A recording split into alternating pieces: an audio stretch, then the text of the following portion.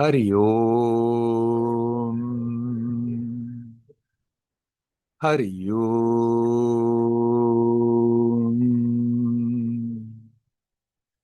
Hari Om.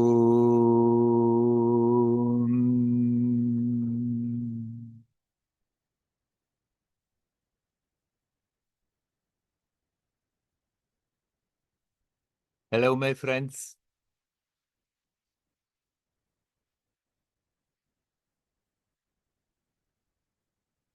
We are living in strange times. There is something afoot that really tries to prevent us from connecting consciously with the essence, with our true nature, with what is.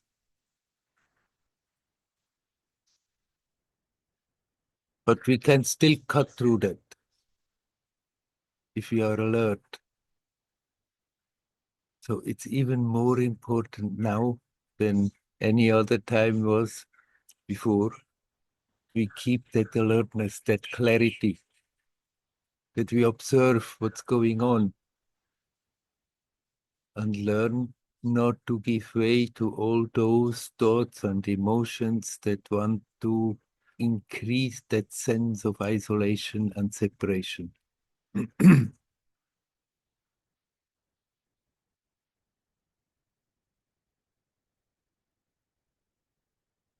That sense of isolation is getting stronger amongst people. Recently, I talked to a friend in Switzerland. He said, it's amazing when I go to a shop where I know the people who come there, usually, most of them I know, usually we used to say hello, a friendly hello. Now I look at them and they avert their eyes.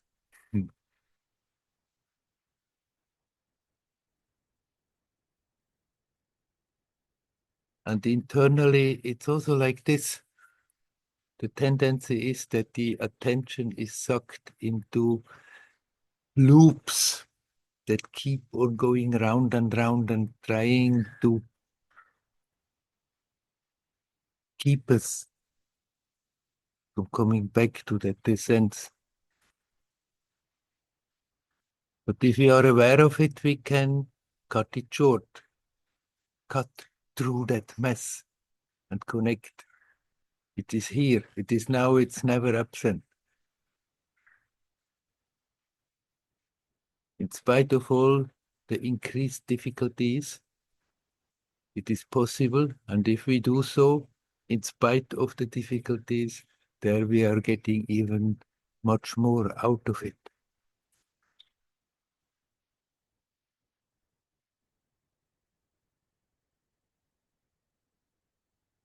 If you are not careful, then the attention may slowly degrade without one being aware of it, and then more and more just being attached to mundane things. Mundane things, they are not wrong, they are not bad. Simply, we have to learn to see them for what they are, fleeting appearances. They come, they go, they change, but there is that one source, that one base that is not changing, out of which all the juice come. The juice of life comes all from there.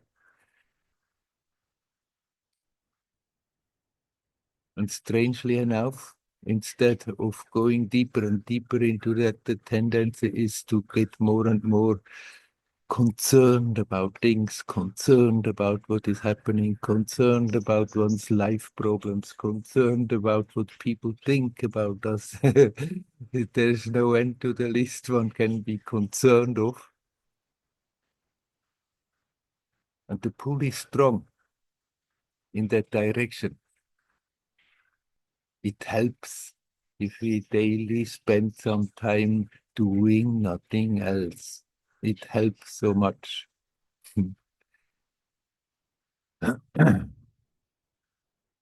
If we have, if we do that, then we have like a current that is going on that makes it easier also when we are busy, when we are with people to remember. And when we remember it, all we need to do is relax and we are right back.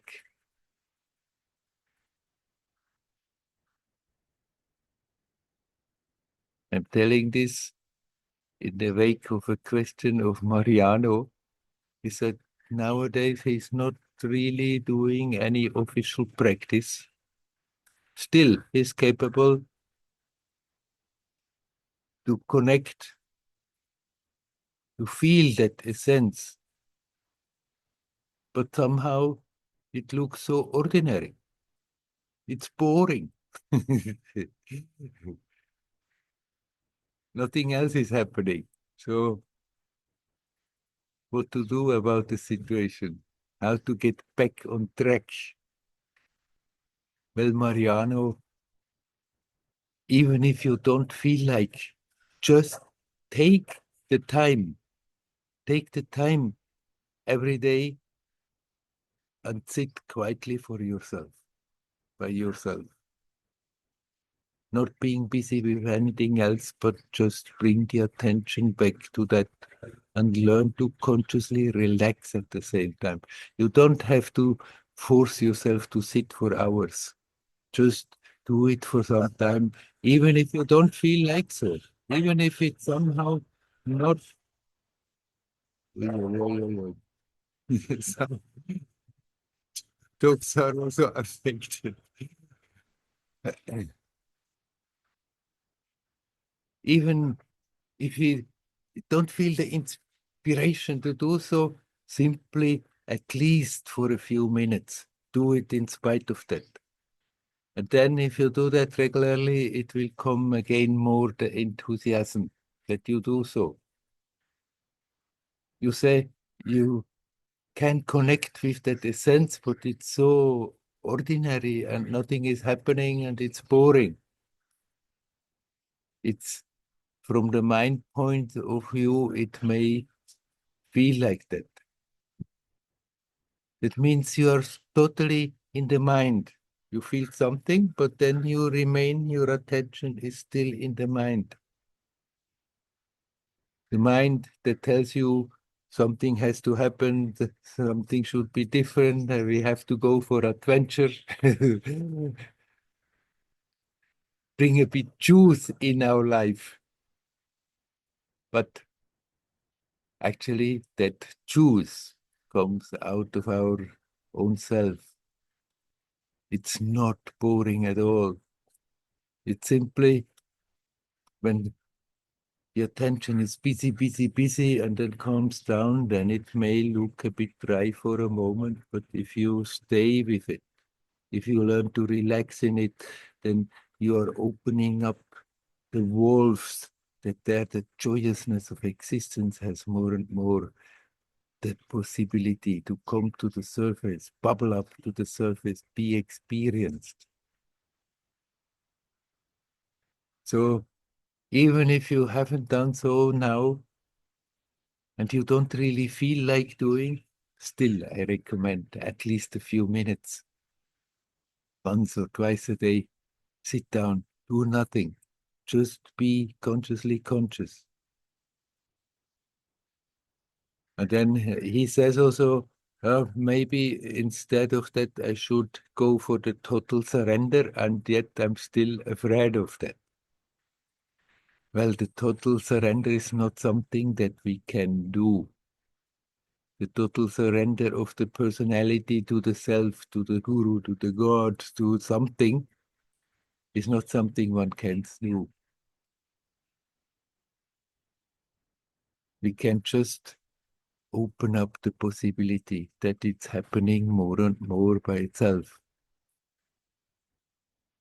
But if you don't feel to go from that angle of surrender, then don't worry about it. Simply inquire. Continue your inquiry. And if it's difficult, then connect it with the breath. Be aware of the breath while you are inquiring. Inquire and breathe. Inquire and breathe consciously. Inquire and breathe and relax. Relax, relax, relax it. The more you are capable of relaxing in that, the more it's like your attention sinking deeper into it, and there comes that joyousness will start to come up to the surface, and you become aware it's absolutely not boring compared to that, all that stuff that goes on in the mind all the time. That is boring. Mm. Do that every day. And then continue when you are not doing formal practice to connect, but make a point that you connect and relax, that you are opening up to that, not just connect a bit and sort of have a vague notion that there is something. Really go for it, connect and relax. There the juice is coming again. And the more you experience that, the more, even in the mind, there it comes that it is interesting, that it is not some kind of heavy burden that we are on top of all the other burdens putting on our shoulders. It's that which makes the most sense, to spend our time consciously being alive and not half asleep alive. It's that which makes the most sense, because there all the sense of fulfillment, all the joyousness comes from.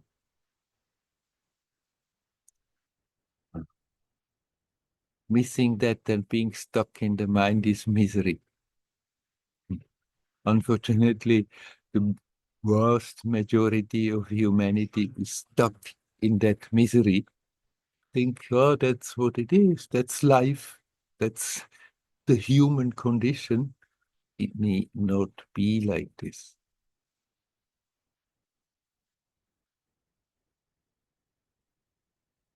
We have all a huge treasure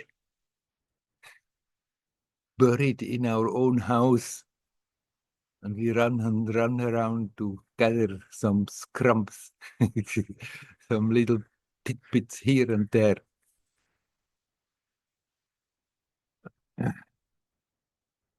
Come home, dig, and find that treasure that is already there.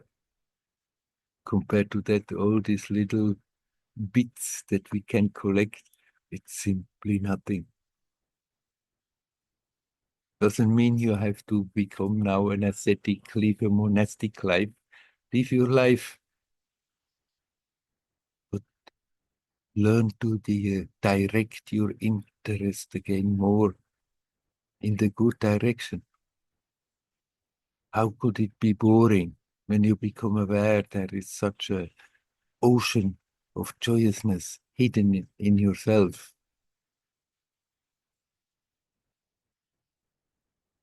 Inquire and breathe. Inquire and breathe and relax. And don't worry, the surrendering part will happen gradually all by itself. And if we continue, eventually, simply that total surrender you are talking about, what you are afraid of, is just happening. It can't be done, but we can do a lot to prevent it. And we can learn not to do that anymore. We can learn to make ourselves available by opening up, really. And even if the mind says, oh, it's boring, it's not interesting, in spite of that, make that little effort to start again a regular daily practice. Not that you have to gain reality like this. It's not a business. It's not that we have to do our work and after that we get the salary.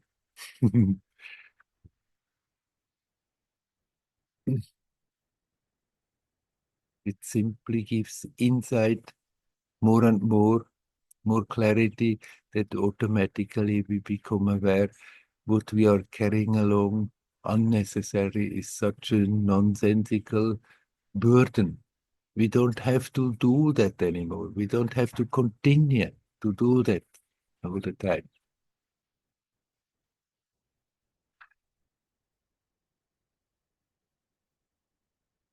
It is normal that sometimes it's easier. There are periods where it's coming all by itself, and there are periods where it seems to be difficult.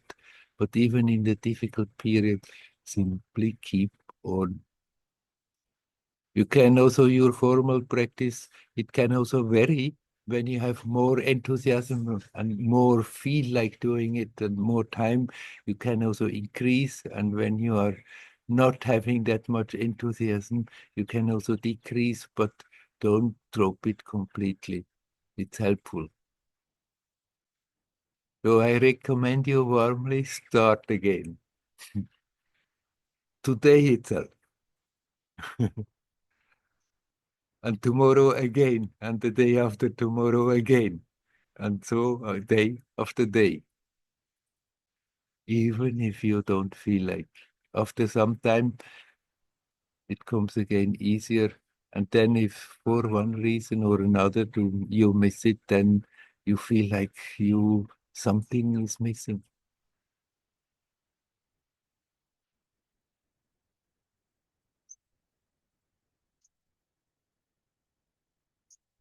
It's becoming then the base note of your life, that piece of art and music.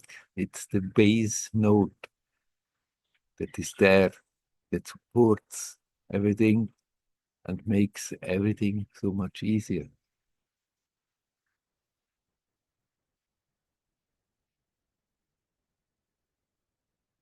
I know there is a lot of teaching going on that basically your practice is useless. It may do the opposite, strengthening the ego and blah blah. If you sincerely practice, if you are not simply doing it mechanically, sitting up your time, looking at the watch all the time, but if you really sincerely practice, it gives more insight, gives more clarity. And the more we are clear, more that insight comes, the clearer it is that what is really causing the problems in our life. And there we can learn to let it go.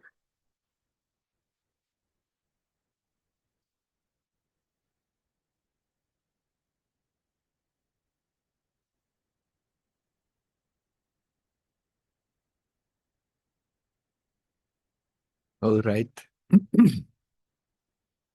I stop with that. And I'm asking you, my friends, is there anybody who would like to come in? You're welcome to do so.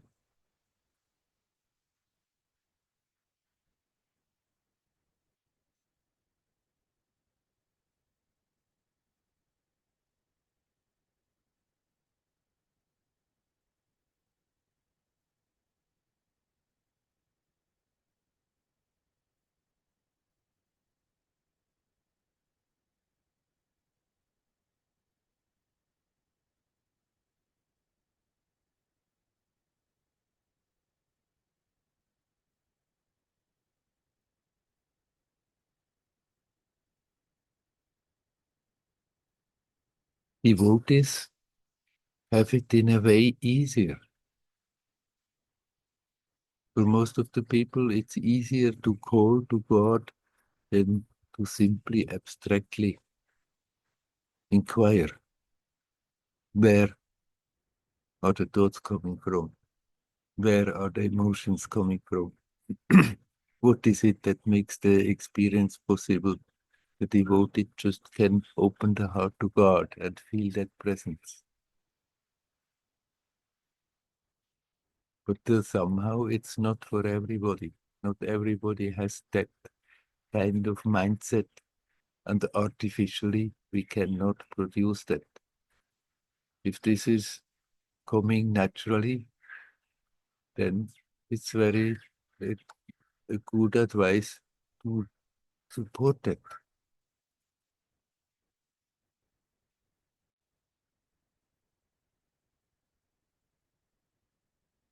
If you learn to go through your day feeling God's presence, it comes to the same, that the one who is feeling more and more the sense of presence by inquiring, by breathing consciously, by living consciously, by feeling the body sensations, and relaxing that. Relax, and that presence is there.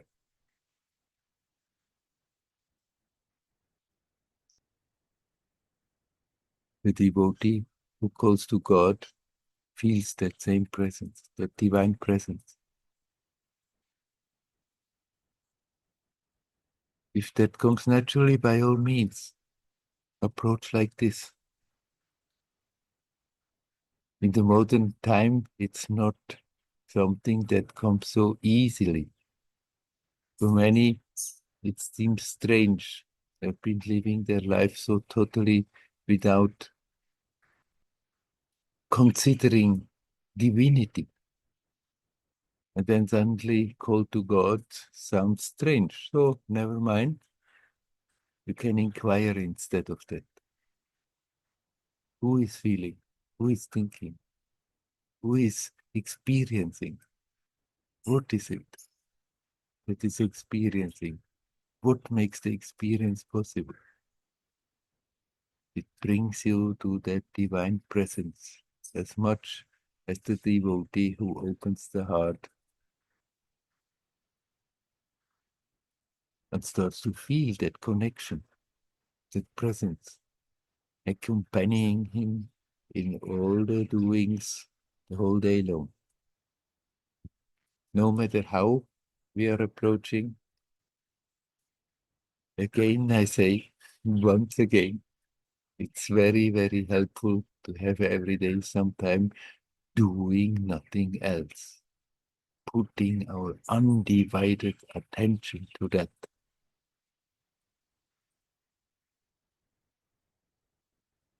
No matter how we are doing it, it's worth the trouble. It's only experienced as trouble for some time. Maybe in between again, periods come like this when the mind is agitated and then the attention is so absorbed with the thoughts and the attachments and the emotions that it looks like a trouble to look the other direction, to turn the attention 180 degrees and come back to the source. Looks like trouble for the mind who doesn't want to change anything, because even if it's painful, one feels a certain security in the familiar. And opening the heart really to God, to sincerely inquire, to really look for truth, is somehow shaking up that sense of security that one feels in the familiar way of functioning. This is just a habit, creating an artificial comfort zone. You're living in a certain way, and then the tendency is to repeat the same stories over and over in slightly different ways, in slightly different circumstances, but just let the patterns manifest themselves. And if we have been doing certain things in a certain way, the easiest thing is to continue to do those things in that certain way. But if we start to have a good look, what's going on, see what's really going on, and then start to detach from that, start to let that go, then we become very quickly aware where the real joyousness lies, where the happiness lies, when everybody is longing for. It's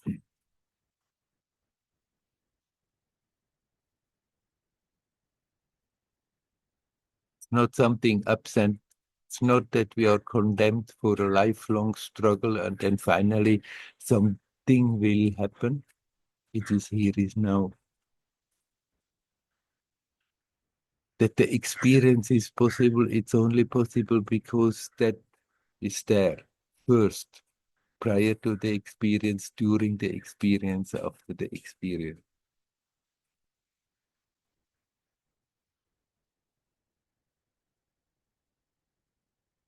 And we are making ourselves available to being taken into that divinity by taking ourselves not so serious,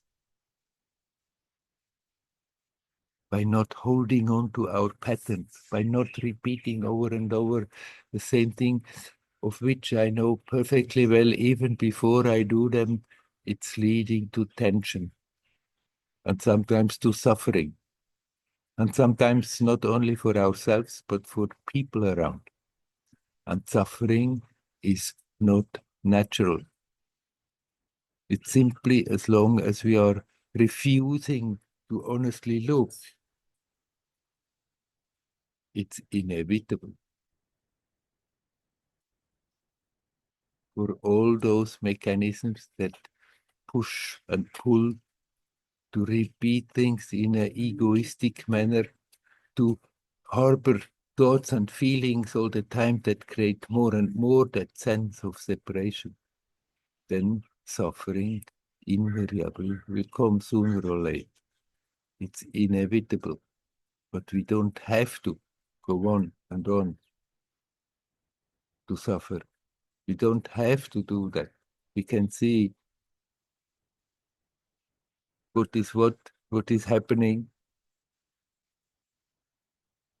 and then simply learn to let go everything that is increasing that sense of separation, that there is that me bubble, and something very strong, solid in between, and out there is the whole rest of the universe, and all the people and all the living beings.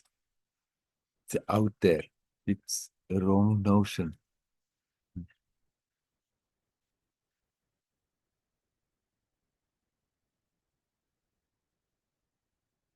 Okay, my friends, I'm asking you again. Is there anyone who would like to come? You're welcome to do so.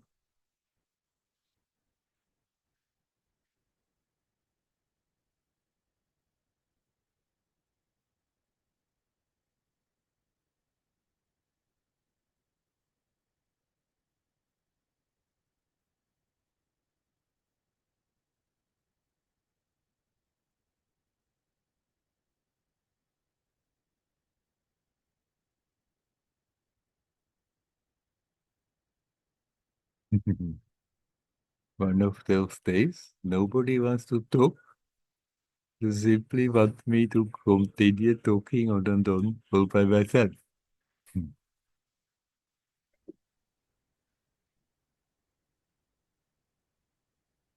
Hello. Hello, Andreas. I'm getting really tired of my subconscious inner dialogue.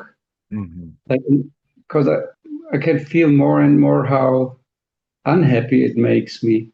Mhm. But I really don't know how to get rid of it. Uh-huh. Do you have By any advice? by having the courage of bringing the attention to it and watch what is really going on, and not think, no, I don't want to, I don't want to hear that, I don't want to know that. It's better to look it in the eye and see honestly what's going on, even if sometimes then the feeling comes, oh my God, where am I at? That keep on this kind of unhealthy dialogues. It's part of the experience of this age. There is such an agitation there. It's simply so easy to be sucked into it in so many different ways. You don't have to start to artificially like what what is happening. in that subconscious that you artificially start to feel, oh, after all, it's very interesting that you persuade yourself that you like it. But then don't dwell on it in the sense as a victim, but dwell on it in the sense that you are watching how it is developing, what is going on. And whenever you feel, oh, no, not this, then you don't fight with it, but you just see how it is affecting your experience in the present moment and let go and relax as good as you can.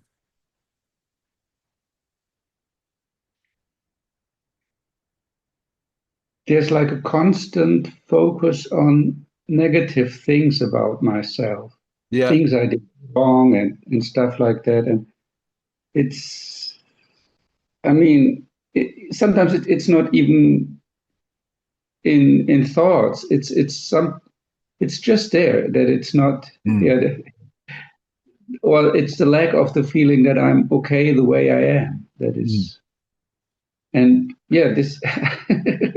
I, I really would like to let that go, but it only goes when I do meditation.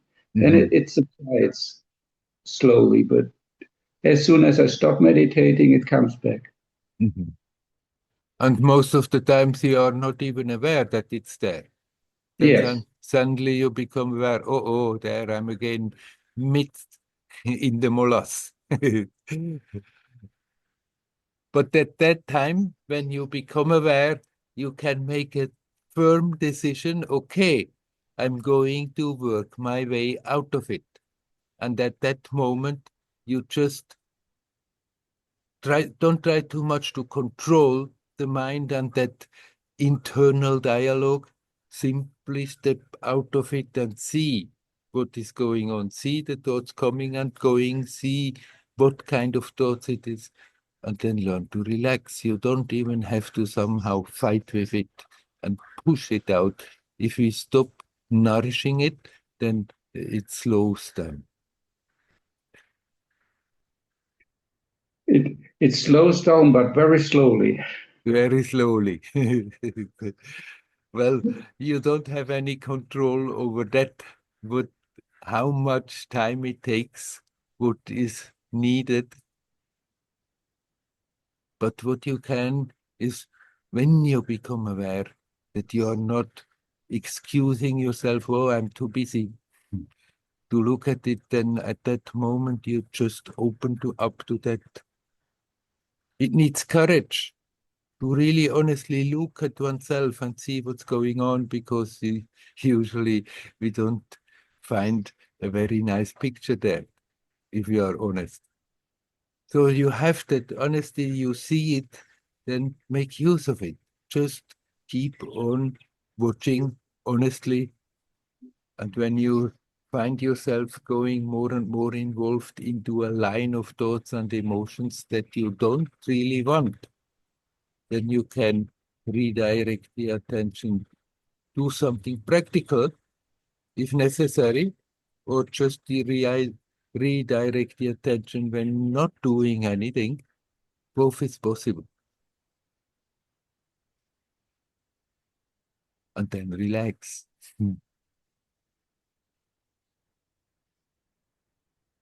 It's good that you are aware of it. It's good that you know that it's there.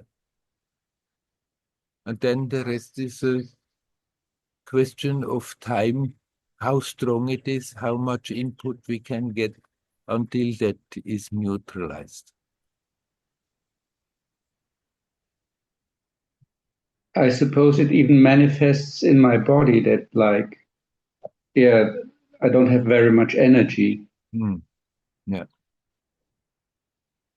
Of course, these mental mechanisms, they eat up a lot of energy. But you are the source of energy. We just have to come back and open the valve for it, of it. Superficially, it's easy to not very energized. It has partly also to do with what I have been talking totally in the beginning, that there is something, a food that tries to keep the human experience on a long level.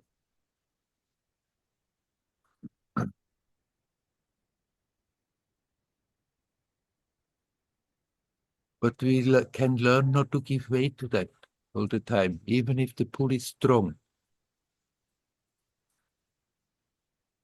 And then gradually it will become easier. But it's not that we can do it a few times and then it's done and we can stop it again.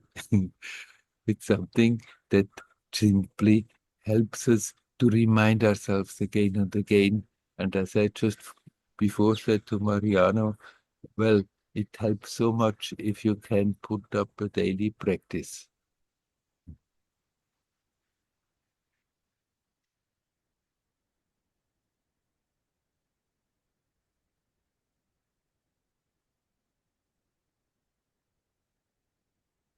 Do you think this self-critical attitude, where does it come from? I mean, like in psychology, they a lot of times argue with the parents and the style of education, and in recent times they're looking more into that into the character that it is adding something to. Mm. But in Buddhism, they say maybe it's karma. How Mm. would you phrase it? Mm. Yes, Where does it come from? karma, the magic word that explains everything and explains nothing. Uh, Of course, we have accumulated a lot of that while growing up in this world. It's inevitable because the whole way of functioning is in such a way that is cultivating this kind of handicaps. And if we never take care of them, then we can keep them until we drop dead.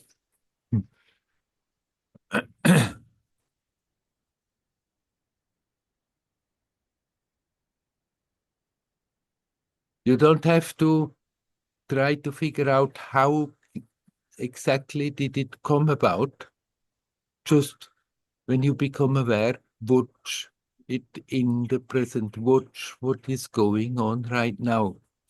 Watch how the pull is there to fall into old patterns, old ways of just looking negative. Then when these glasses are there, everything we look at through these glasses looks negative. It may be with our own personality or with the surroundings. We just have to learn to catch the attention when this is going on and become aware what is going on. And by becoming aware and looking at it and inquiring and breathing and relaxing, gradually it's losing its power. And sometimes you may find yourself, even when you're not meditating, you're just thoughtless. You just are. No need of thinking and worrying about something. Just be.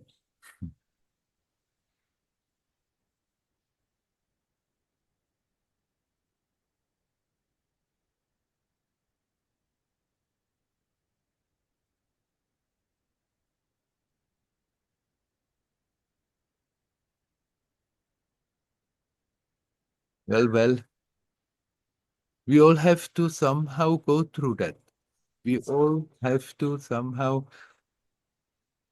develop that capacity to be more and more keenly aware of what is going on, what we are thinking all the time, what kind of emotions that are attached to it, and then learn to drop it.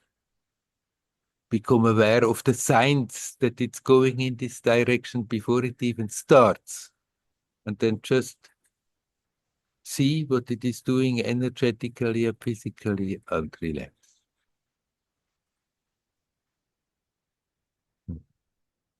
Okay. Shall we leave it at that? Yes, thank you very much. You're welcome. Hario. Hario. Bye.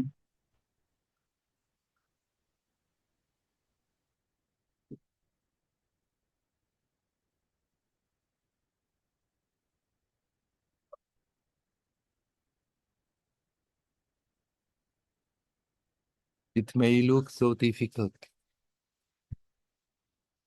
even to become aware of that internal dialogue that is going on in everybody.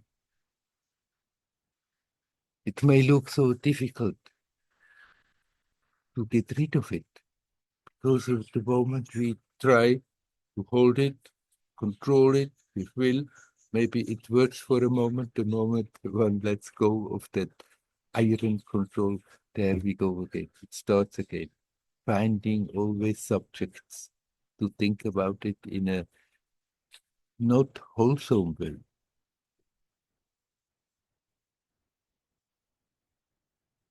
But it is not really difficult if we are sincere.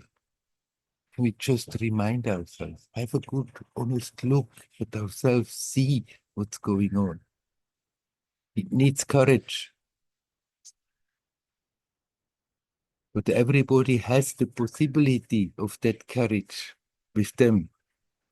For some, it has been buried more, so it's more difficult than others where it's not so much buried and where it's relatively easy to become aware.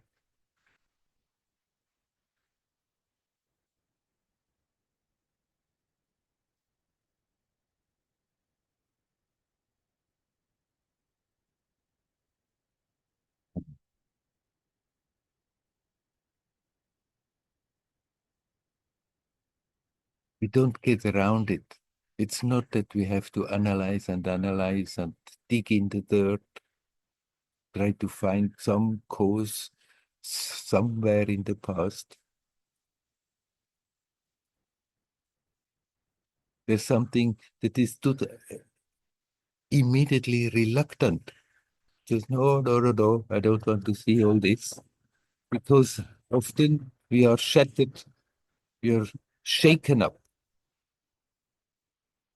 seeing what really goes on in our mind without our even knowing it properly. So intend to remember. Intend in the beginning of the day that I will remember, no matter what is happening in my family, in my professional place.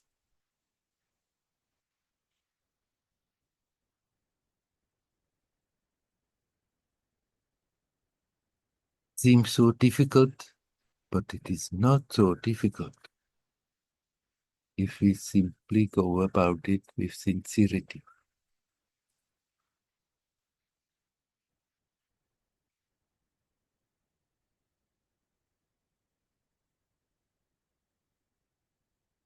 If we learn to redirect the attention instead of getting sucked into that chatter consciously,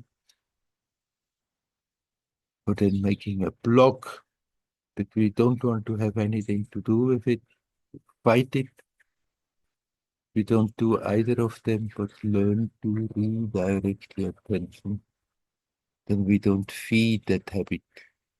And at that time, it may simply disappear.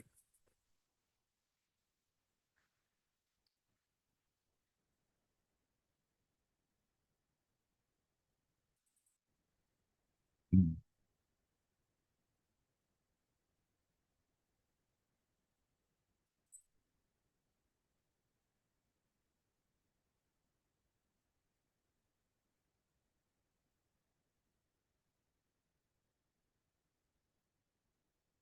Anyone who would like to come in, you're free to do so.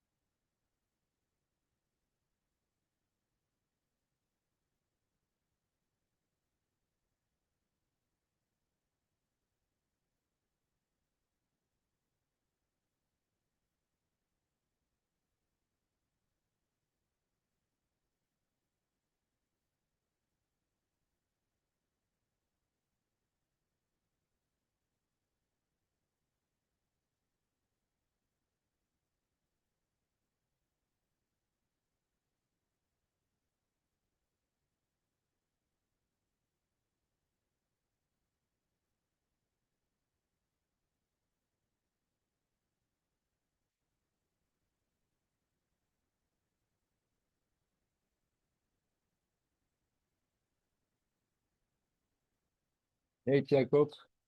Hmm? You want to say something? Want to come here and say it?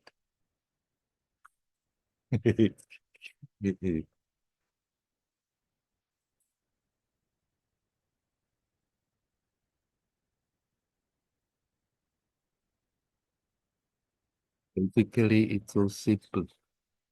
If you are sincere, if we honestly want to free ourselves from everything that hurts, then the way to go about it is not difficult. The difficulty is to be convinced that it's worth the trouble to redirect the attention, that it's worth the trouble to make that little effort of reminding ourselves, hey, look what's going on.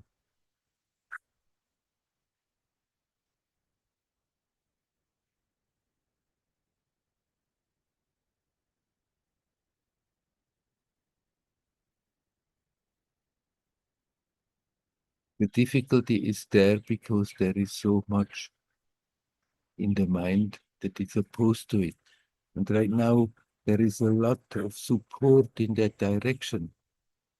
Forces that don't want us to be alert because they can somehow get a kick of, out of it if we keep on repeating over and over things that are hurting unnecessarily.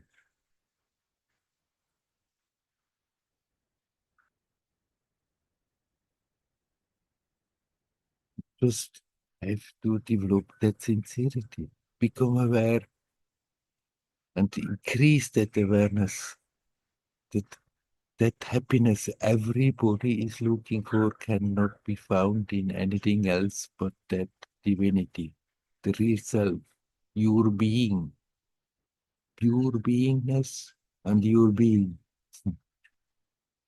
That which is prior to any experience, during any experience, that is there after any experience.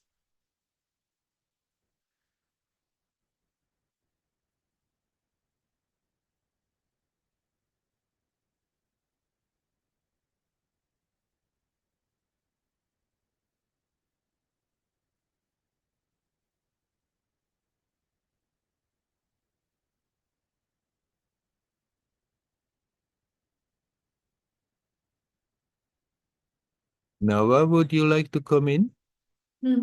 Yes. Hi, Ah, Werner. hello, Nava. Um, I was several weeks ago, I was in a retreat, and like every retreat, sometimes it's very difficult and sometimes it's very joyful. Yeah. And I'm already waiting for the next retreat. Um, I'm finding it more than ever very, very difficult coming back to my life. Mm. Um, I I'm not in a position. I would love to just take a year and spend it in India and be on a retreat, and I'm not in a position to do that. Yeah. Um, and like Andreas, when I meditate, again, sometimes it varies, but it that experience of just being with myself and seeing what's happening, connecting to things, it's all I like that. It's like being on a retreat. Yeah. And then I come back to life and I'm finding almost every contact with other people extremely difficult. Yeah. Yeah. Um, and and so yes, the thoughts get going about that, Mm. but some of them seem to me to be real. I've talked in the past about my grandchildren, Yeah. and I can see how they're forming, and I can see 20 years down the road, they'll Yes. be sitting in a satsang talking about all these things that are terribly difficult in life. Yeah. It's partly the home, it's partly the community, like all of us. Mm. So that's very difficult. And And then there's my behavior. I lost patience with one of the grandchildren this week and I yelled at him and I caught myself right away, but I could see how badly he reacted, of course. Um, when I'm with friends or family and I see how much people suffer and I understand more and more that I can't do anything about it. Also my own behavior sometimes. I was, for example, I was with a friend and she was going on and on and on about her family. And I thought, there's no point. And I didn't want to hurt her feelings. I didn't want her to think badly of me. And so I didn't stop her. And so all of this is going on. Yeah. And all I really want to do is go away for a retreat for a year. And I don't know if how much of it is just wanting to run away Mhm. and how much of it just feels like a circus that I don't want any part of.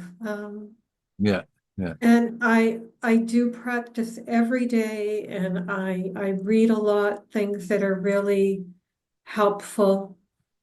But I don't know. It's like, again, this time it's much, much harder than ever coming back. And Mm. it seems to keep getting harder rather than easier over I've been Yeah. back for 2 weeks.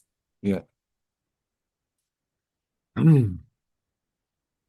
Yes, it is not easy to keep that intensity, keep that connection and be with people and then exactly see their mechanisms and be aware also, I cannot do anything about it.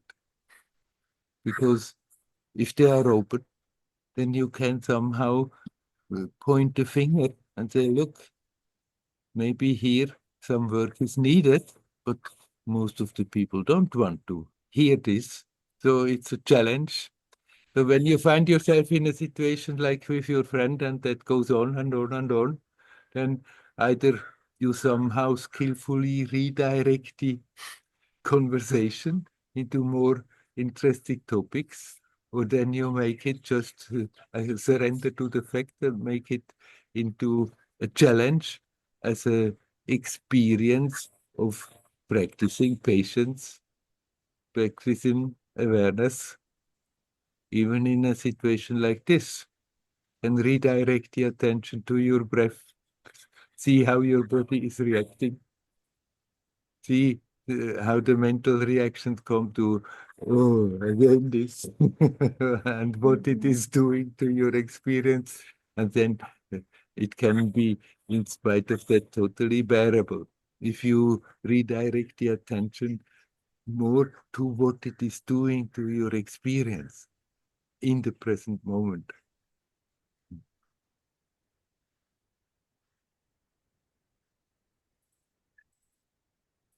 One of the things that bothered me about the situation with a friend was I felt that I was treating myself badly by not stopping it. Uh-huh. And yet, um, she's so sensitive that, you know, I'm not sure that saying something would go over well. So Yeah. it's again this always coming back to, how do I live with all these people when I would just as soon not right now? And it's mostly people I love. It's not like I have uh, a lot of people in my life. People that are in my life I love very much. But um, I keep thinking I'd much rather be on retreat and just sitting with what is. Yes. Whether it's difficult or not difficult, it still feels Mm. more to the point. What is the point, right? So, by all means, if you can do retreats, do your retreats, as it is easier to connect. But then it will always have those situations you find yourself again somehow uh, a bit locked in a situation that you don't want. And there, especially if we hold on then to that feeling, I don't want, it shouldn't be like this, resisting against the fact of the situation, then it becomes very draining. If you can accept, okay, there I'm sitting maybe in boredom and listen, how it just goes on and on and on, blah, blah, blah, blah, blah.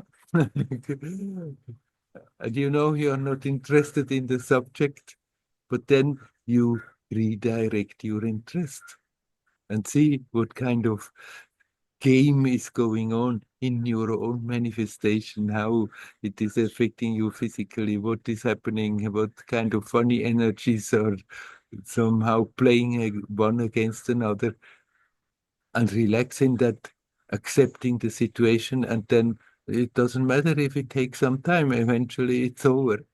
But then then during that session, you don't have the feeling that you are wasting your time.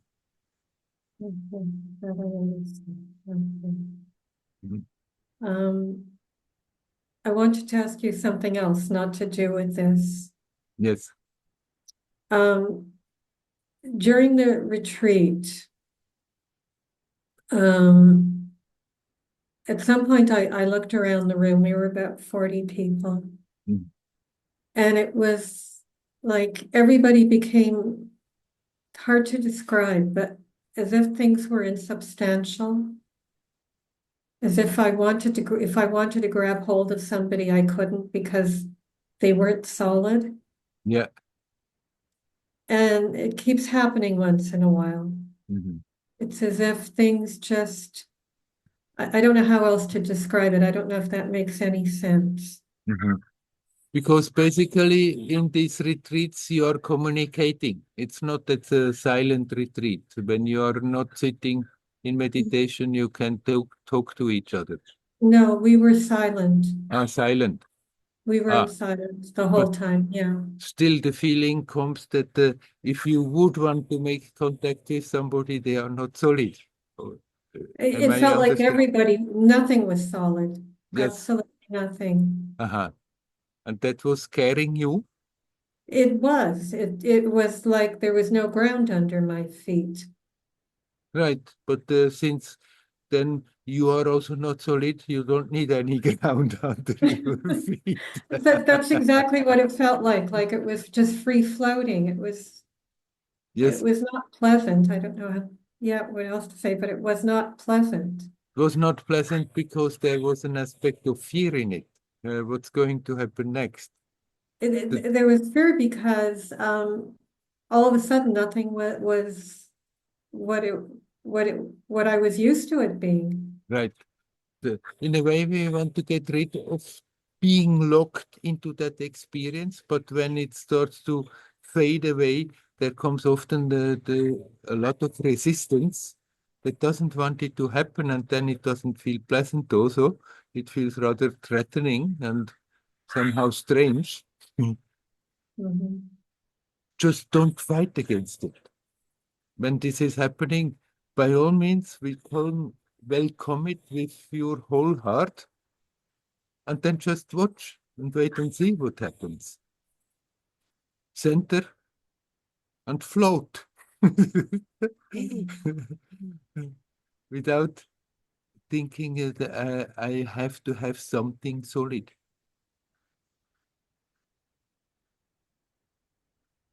And then it may get even worse. It, it starts to be even less solid. Then don't worry about it. Don't block it.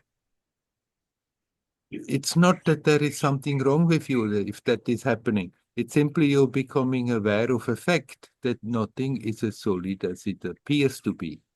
It's simply because we think about our stories, about our world, about our whole life view and world view, so all the time that it appears to be so totally solid. And if we stop doing that, we become aware, it is not as real as it appears. It's not a solid reality, we creating that. But it's such a habit that it feels somewhat totally strange. if that solidity seems to disappear. Don't be afraid of it. For some time it may feel a bit strange, but then you become more familiar with it, and actually it starts to feel much more expansive than the usual experience.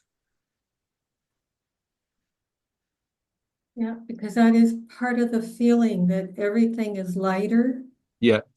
Everything, everybody is just lighter. Yeah. Yeah. Okay, I will do that next time it happens. Right. Yeah, because I've definitely been resisting because it doesn't feel right. Yeah. That you thought something may go the wrong way. It should be blissful. Yeah, that's the thing is I thought, yeah, this should feel good and it doesn't. So Yeah. yeah, Then okay. never mind if it doesn't feel so good. And if you don't resist, then that feeling of that it doesn't feel good may disappear very quickly. Okay, I can feel it a little bit as we're talking, so yes. Okay. It's, we long for freedom.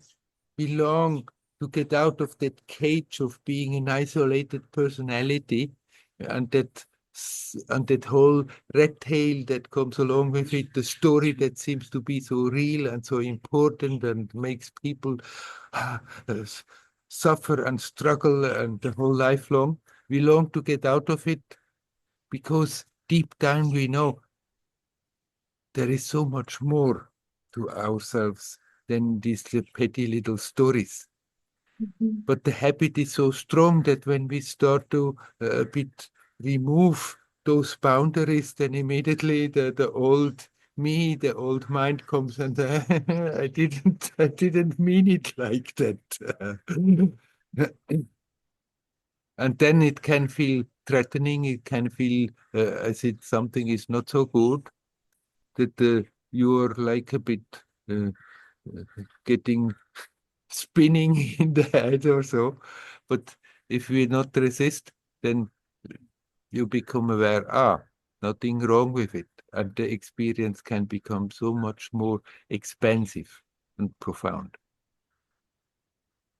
Sometimes it feels like getting past all of this stuff is this close. Mhm. It's like it's just on the other side of the curtain and it's all there. Yeah.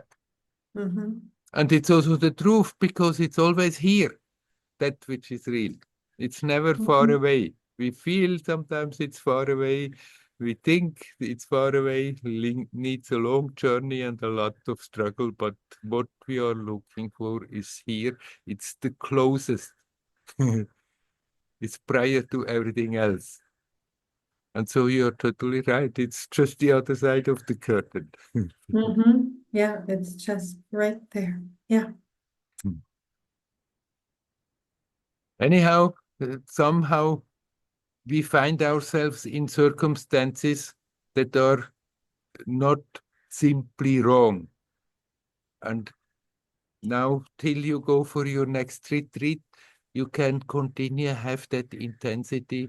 And even if you find yourself in situations listening to stories that you are not interested in, being with people that you see how they are hurting themselves the way they are, but at the same time see that you can't help them because they are not open, that you just learn to accept the situation as it is and redirect the attention to the effect that it is doing to you right now in your psychophysical manifestation and relax in that. And then this in itself becomes also a very profound meditation.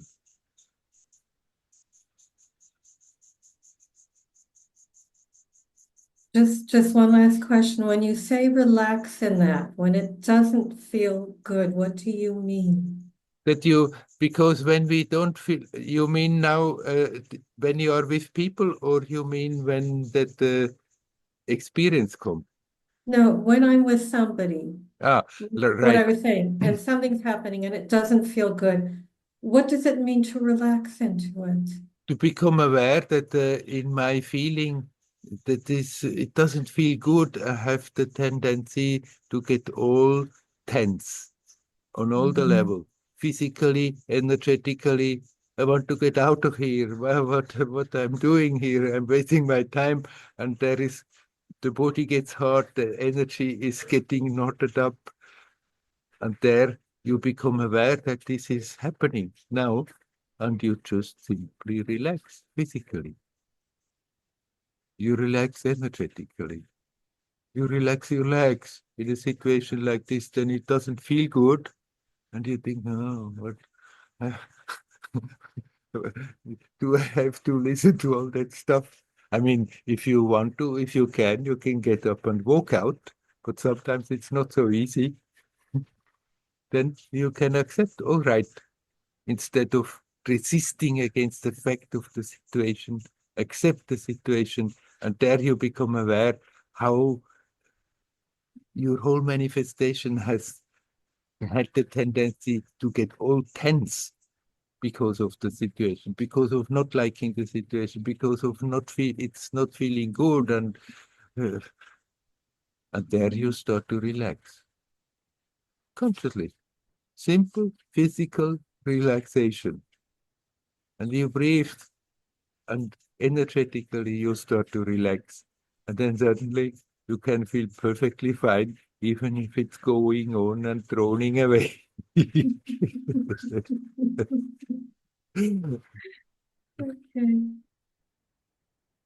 Then you may completely forget it, but when you catch yourself, that you become aware, oh, here I'm sitting again and feel, oh, what am I doing here? I'm feeling not good.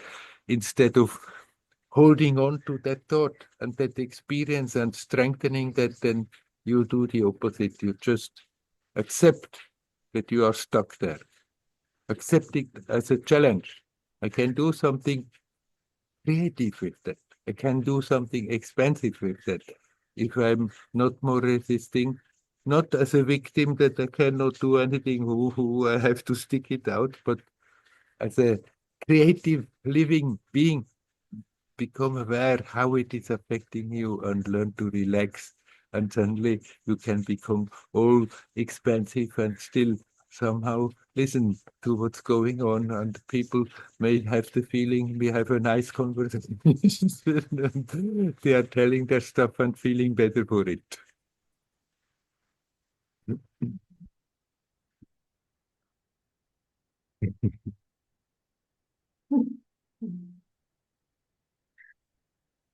Often we won't remember, but sooner or later you become aware. I'm again all in that feeling, and it's no good.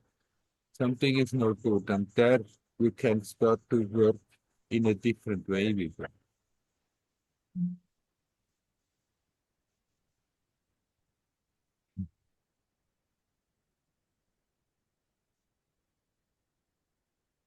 Thank you.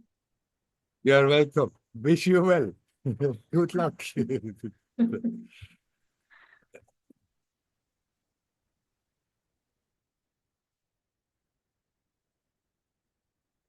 I think somebody is at the gate. That's why they are making all that racket. Hope it is not too loud here.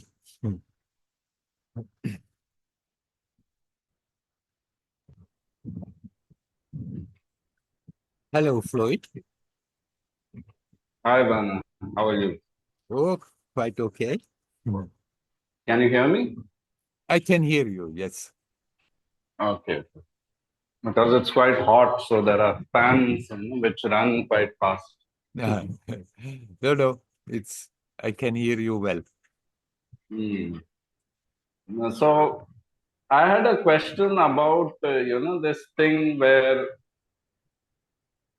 like, at this stage I wouldn't say I have one guru or one teacher. Mhm. Like, I sort of learn from everyone Yes. and integrate, not everyone, but different teachers who I like, and I integrated it. Mhm. And I feel personally that it's the same message coming in different ways. and maybe their methods are a bit different, but the message that I am meant to receive is going to be what it is for me, and the universe will say that in different ways, what I'm meant to receive. But still, there's I get this advice, that stick to one guru or one path or one deity, stick to one, so that, and I personally, I don't feel uncomfortable, but I just want to understand what is this concept that you stick to one, or is it only for some kind of people who want to seek grounding in one particular way of doing things, or how exactly do we see this?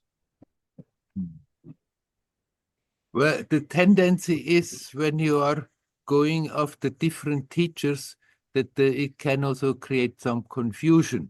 That exactly you have understood the message basically is the same, but the words are different, the techniques are different, and then one can get a bit insecure. But if it doesn't have that effect, then never mind about it. Simply don't dissipate your energy and start to make it into just an alternative entertainment, going from one teacher to another, that it doesn't become something like a sport. Traditionally, in India, they say it's better to have one teacher and stick with that teacher. But you can do that only if there is that very strong teacher-disciple relationship that is there, and that is not something one can artificially create. Yes. And then there are also scriptures, suddenly everybody becomes the teacher to the sadhak.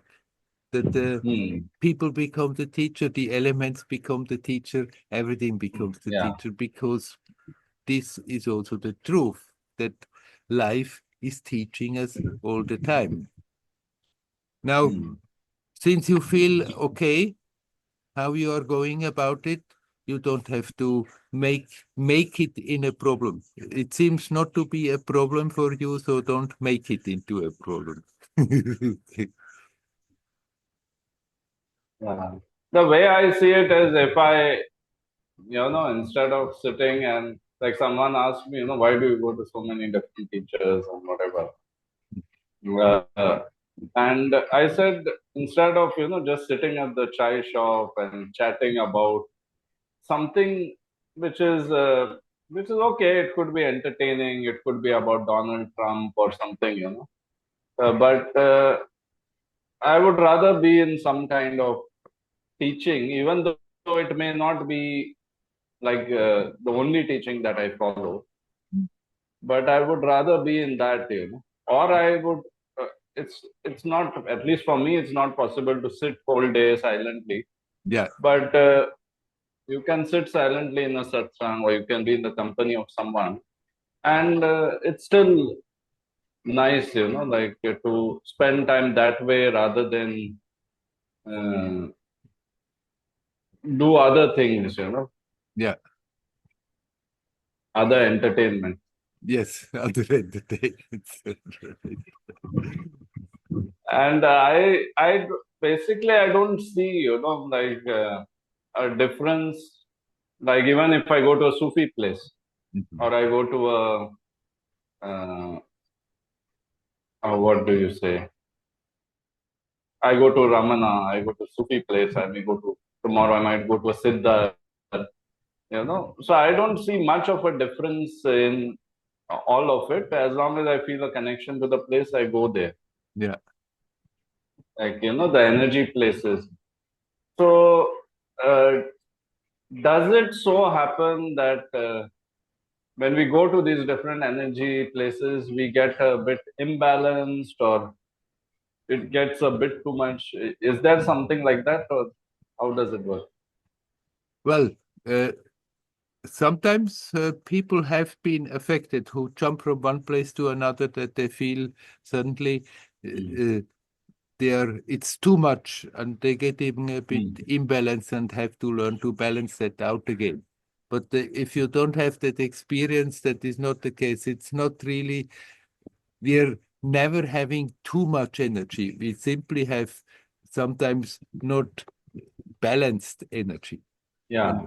And then if that comes, then one has to find ways to balance out that again.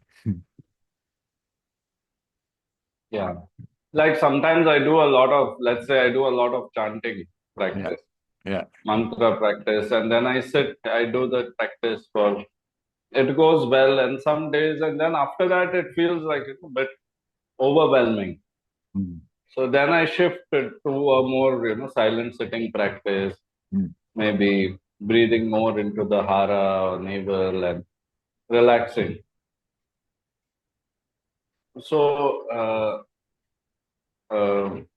is that in any way harmful that, we go with our feeling, or is it like something that it comes to the same thing, that they say you should follow this one thing, Yeah. and but Well, what I would recommend you is that you find your basic practice where you feel most familiar, most comfortable, and that you don't give it up completely. That even if you are doing that, even if you are doing other things, that at the same time also in your program spend some time with that. That you have that basic approach that somehow feels for you the most natural. Because even if an approach is very natural, if you're just doing that on and on and on, sometimes the feeling comes, why am I doing this? It's not bringing anything, it's not getting me anywhere. yeah. So then naturally the mind is always open to try something else. And if that is happening, you can look at other things, but don't give up that other in spite of that. That you have that basic approach, and when you feel more like doing only that, then do only that. And if somehow it becomes a bit reluctant and you feel like doing something else, then do still that, at least for some part of the time, and then you can still do the other things. No, it's when I said I shift to another practice, it means that, let's say I'm doing chanting for many days. I go to different places or I do it at home. And then after that, I feel there's, like very intense energy moving. Yeah. Like, energy movement is a lot. Maybe I can't sleep or, that kind of thing. Very intense energy. And then I sort of complement it for a few days. It's not like I leave that practice, but I sort of feel that now I can just sit and be in that presence, which is, I can just be in that energy rather than a sort of, you know, uh, it's like you drive fast, when you want to go up the slope, you sort of move up the slope, and then when you have to go down, you sort of relax. You let it go, You don't have to use petrol from the motorcycle or scooter to go down the slope. So I just relax and then I come back to the usual practice. Yeah. But I wonder if the people who give spiritual advice, maybe they are spiritual teachers or some kind of practitioners. I wonder if their idea of practice or is colored by their own bias. That you should have only one, you should have one deity, you should have one, guru, you should have one. Is it colored by their own bias, and do they refuse to see what this organism is going through? Well, the truth is that you cannot make statements that are true after that for everybody. And so they may say you should do like this and should do like that, and not quite be aware that they want to impose their conviction, their belief, that their experience on you, even if maybe it's not fitting. So you take from them what you can, what you feel like, you make yourself strong in yourself, connect in yourself with that reality. And if you get then on top of that inspiration from teachers, great. But somehow that this becomes your rock, your own experience, connecting with that divinity, your basic practice that helps you to connect with that divinity, and that you come back to that again and again, because you know there you have that faith and you have that experience and you have the strength and getting the strength there. And then you can also explore a bit, and if they say things that are not fitting to you, you can accept, okay, that I'm just picking out what is helpful. Yeah. But, like this equation with teachers or gurus, it can be a little bit tricky. I had a teacher when I started my journey, when I started the spiritual stuff. Also, I learned astrology from him. And at times I felt a good energy. I felt he was, enlightened in some way. He said he was enlightened, but he uh, also it felt sometimes that yes, he doesn't hold on to many things and he's very at ease with himself to a great extent. But then, when you start getting into the organization and trying to build a structure around it, there are some ideological differences. Yeah. And then those ideological differences, they led to sort of rift, conflict, because in a way he felt that his authority is being challenged in some way. But my input was not about the ideology, about the spiritual content, but more about how you organize it, how you distribute it. So then there was a little bit of issues, and then I left that group. And then my mind started saying, okay, fine, you left this group, but there must be something more which is fishy around this. So I started trying to get, inputs from other people, and then they shared more bad experiences, which were their experiences, but they never did anything about it. They just said this happened to us. So now there is I'm sure many people have it, now there is a sense of caution, when I go to someone who, maybe not someone like you, but people who are more in the mold of a traditional guru, who are taking disciples, giving them blessing. Yeah. So there is a little bit of that thing, and there is a tendency to also sort of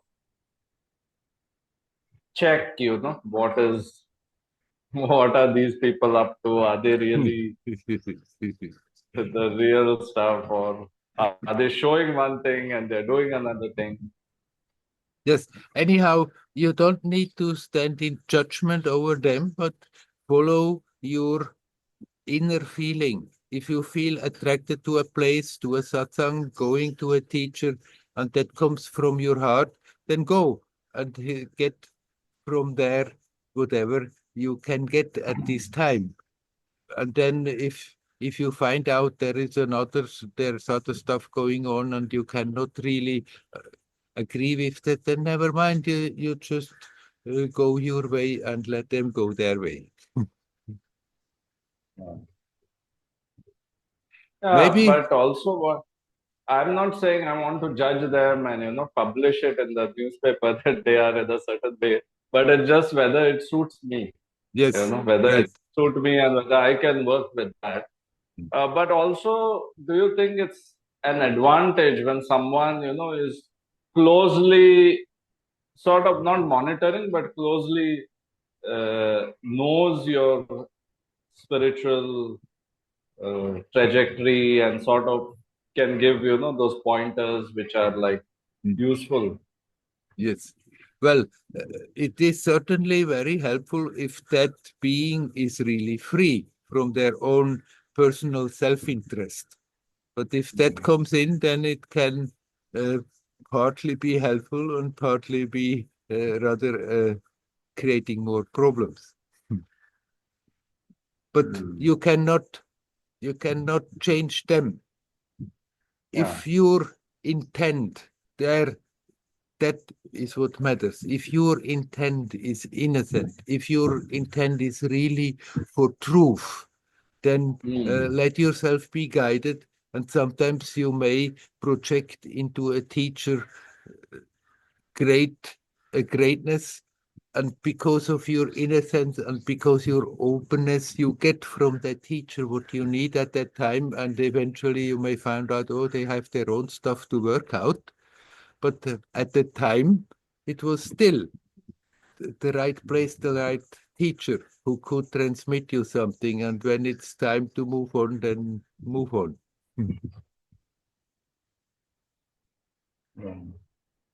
It may happen, or it may not happen, that you find a teacher that you have so absolutely no doubt this is for me now, this one teacher, that there is that strong relationship without a doubt, and that will be very helpful. But you cannot produce that, you cannot artificially do that. But if it's not happening, then you learn to listen to your own inner guidance, and the more you are honest with yourself, the better you can be guided in that way. Yeah. And can someone be free and yet not dharmic at times? Is it possible? It may Someone is very sometimes, free, it may but they may sometimes not behave appear in a dharmic. Yeah. that they are not dharmic because they may have more insight and know in the long run what their actions are doing. It's not possible that somebody is free, but now after that acts out of self, ego, interest, and this is hurting people. But sometimes a teacher may do things that people may not understand, knowing in the long run, even if the actions seem to be a bit funny, it's the better way.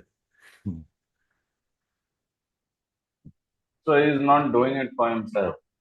No, not for personal gain. Yeah, but then, one of the main issues with gurus is connected with women and sex and those kind of things. So, like someone may say, that, okay, fine, he has some unhealed stuff related to emotions. That is why he behaves in a certain way with women. But otherwise, he's enlightened. He's free. Would you say that is free? Okay, maybe he doesn't hang over it, whatever happens.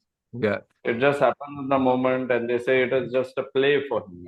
He just did it, and then he's out of it. But the victim or the others who are hung up on it are hung up on it. So, would you accept that kind of narrative? I would think that if somebody is free, he's not doing things that is hurting others unnecessarily. No.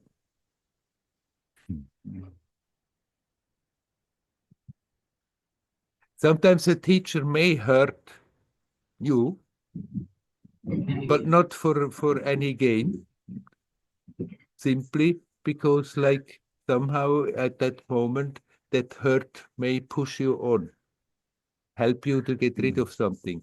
But the teacher who is free is not hurting others simply because he's amusing himself. Amusing himself as abusing others. Okay, shall we leave that? But I think hurt and abuse are two different things, I suppose, from what you're saying. Yes, but he is not doing things that hurts other by just personally amusing himself.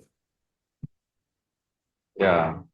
No, I'm using the word abuse. So you may hurt someone, like I may say to someone very directly on their face, that, oh, this is what is wrong with you. It's your ego that's making you do this. And she gets embarrassed in a crowd of people because I said that. Yeah. So she's hurt with that, but she's not abused by that. Mm. But that is not abuse as such. That's hurt. But so what I understood is from what you said is that the guru may hurt you, but he will not abuse you, make use of you. Ah, yes. I misunderstood after that.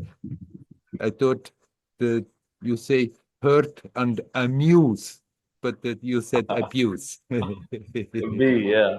Right. No, Yeah. a guru will not abuse, even if sometimes it looks like. If so, that is the difficulty, because from outside you cannot know what's going on inside. But if you feel connected, if it feels right with you, then you can accept. And if it doesn't feel right with you, if you feel something is wrong there, then you have the right to keep a safe distance.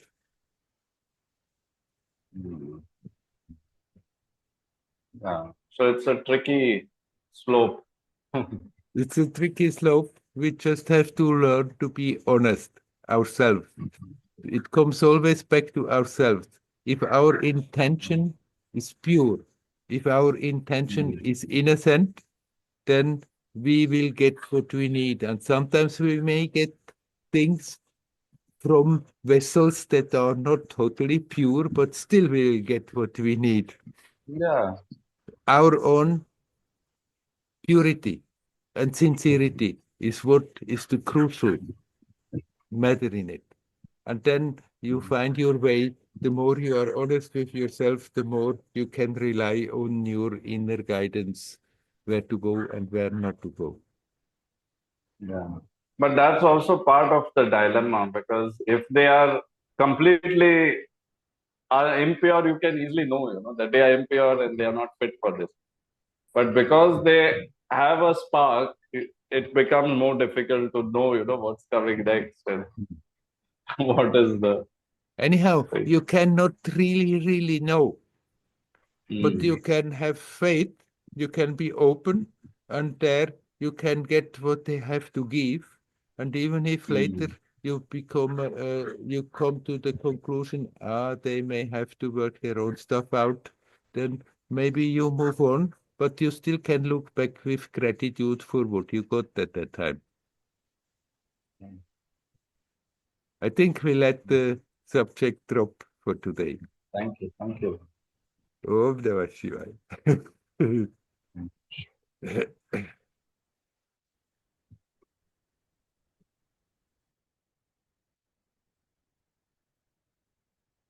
It's a tricky subject. In Indian tradition, the guru is being given a tremendous status. Guru is like God, which, of course, if the guru is a real guru, can be extremely helpful for the disciple. But if the guru plays guru and has his own stuff to work out, then it can be very harmful. It's good to learn to connect with that ultimate guru, our own self. We always get that guidance from within. Simply we have to learn to listen to it. And we have to learn to be honest with ourselves, because we have learned in a society where everything functions different to be dishonest. But if we develop that honesty, if we develop that innocence, if that sincerity is there, that we want the truth and not just some new game, some spiritual games, then that will guide us over all the obstacles.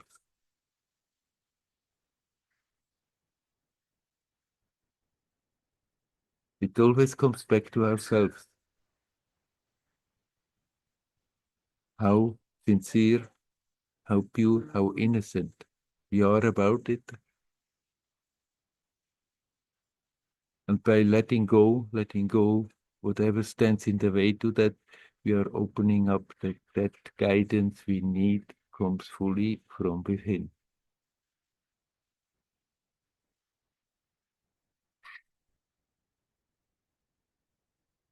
On the way, we may get a lot of help, a lot of support, directions. Sometimes the directions may not be so good, but if that purity is there, we become aware of it and learn to follow that which feels totally right. It gets stronger and firmer in that path, being guided from that ultimate guru, one's own self. I wish you all well. Hari Om, Hari Om, Hari Om.